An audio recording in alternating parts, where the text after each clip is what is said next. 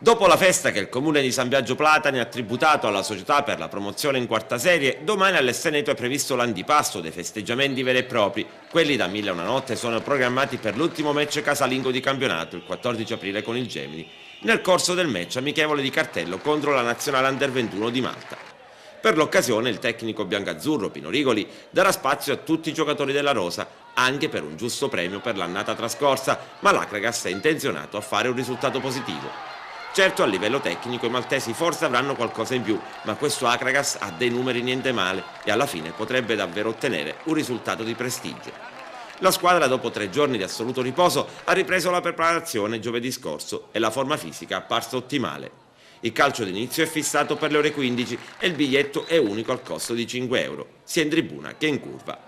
Proprio la Curva Sud sta predisponendo una coreografia particolare per accogliere nel migliore dei modi i propri giocatori che hanno regalato alla città il ritorno in quarta serie dopo 18 anni di amarezze.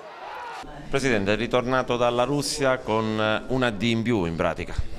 Tornato in più e con tanta felicità perché finalmente abbiamo portato l'Acragas e la città di Agrigento nel calcio professionistico, nel calcio che conta. Abbiamo scritto una storia importante nel calcio agrigentino e di questo ne sono felice e devo ringraziare tutti quelli che mi sono stati vicini e che hanno contribuito a raggiungere questo obiettivo.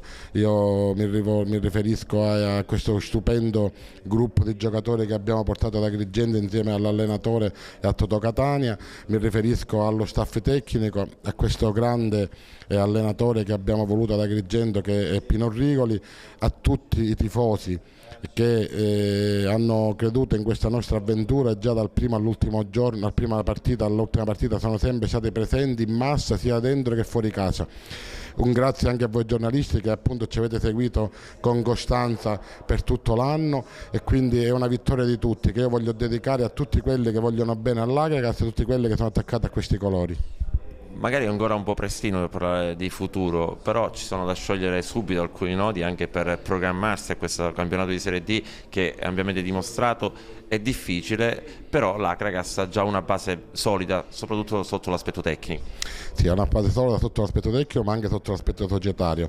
È chiaro che la Serie D va programmata come dire, con grande anticipo perché non dobbiamo fare niente di improvvisato, dobbiamo subito sederci attorno a un tavolo e capire quali sono le intenzioni della società ma anche dei giocatori e dell'allenatore per l'anno prossimo. È chiaro che la Serie D ha un dispendio sia economico che di energie superiore a quello di quest'anno, quindi io come ho detto sempre le porte dell'Acragas sono aperte a tutti quelli che vogliono bene all'Acragas, che vogliono entrare a far parte dello staff societario, quindi aspettiamo appunto di capire chi di queste persone che già si sono fatte avanti è seriamente interessato appunto alle sorti dell'Acragas e dopodiché valuteremo bene quello che c'è da fare perché è chiaro che la città di Agrigento e il pubblico di Agrigento meritano dei palcoscenici superiori anche alla Serie D, ma è chiaro che per programmare un campionato di Serie D deve essere sicuramente, la città merita sicuramente qualcosa se non uguale a quest'anno, superiore a quello che abbiamo fatto quest'anno. Mister, come ci si sente dopo una settimana di una grande gioia di questa promozione che comunque è destinata a rimanere nella storia, lei da parte dell'Acragas, visto che dopo 18 anni ha regalato la quarta serie a questa città?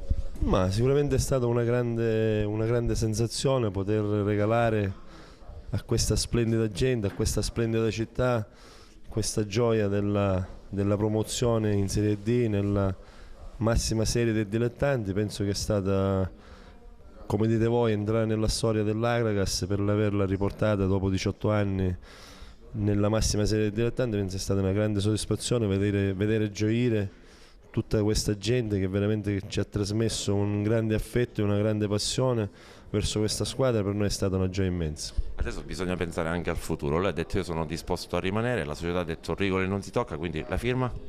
Allora io ho detto, qualcuno ha scritto in qualche testata Rigoli, io ho detto solamente, lo ribadisco quello che ho detto, se ci sono le condizioni per poter rimanere rimango, quindi ora la palla passa alla società che mi prospetti, ammesso che la società mi vuole riconfermare, perché i dirigenti sono stati chiari, Rigoli è uno di noi, hanno detto. Sì, a me questo mi fa piacere, ripeto, Dico, la palla passa alla società, se la società mi chiama e ci sediamo a un tavolo per vedere di programmare il prossimo anno e mi dicono quali sono i programmi e quali sono gli obiettivi e come raggiungere gli obiettivi, dico, io non ho nessun motivo di non rimanere, tranne che arriva qualcosa di, come dire, che uno non può dire no. Però ripeto, ritengo che Agrigento è una piazza importante nel panorama calcistico siciliano e quindi, così come l'ho valutata l'anno scorso, la valuterò pure quest'anno. Domani profumo d'Europa con la nazionale Under 21 maltese, una gara che comunque potrebbe giocarsela anche alla pari. No, noi cerchiamo di giocarcele, le partite ce le giochiamo con tutti, sappiamo che è una rappresentativa importante che si prepara in funzione della qualificazione agli europei e quindi ci confrontiamo con una realtà diversa, sicuramente con un calcio diverso rispetto a quello nostro e quindi cerchiamo sicuramente di fare una buona figura. E dal calcio alla pallavolo, dove un altro Acragas potrebbe domani sera festeggiare la promozione in B1 femminile. Il sestetto di Tane Frinzirusso si giocherà il primo match ball a 7 giornate dalla fine del torneo. A Cefalù contro la seconda forza del campionato, in caso di vittoria le biancazzurre potranno stappare lo spumante.